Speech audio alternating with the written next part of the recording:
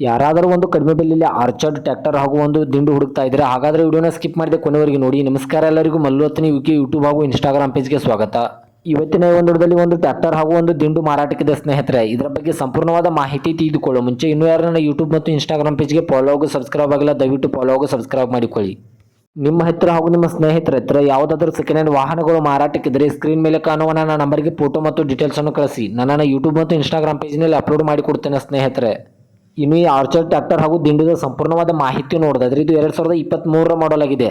ಇದು ಕೇವಲ 2 ವರ್ಷದ ಹಳೆಯ ಟ್ರ್ಯಾಕ್ಟರ್ ಆಗಿದೆ ಸ್ನೇಹಿತರೆ. ಇದು ಒಳ್ಳೆಯ ಗುಡ್ ಕಂಡೀಷನಲ್ಲಿದೆ.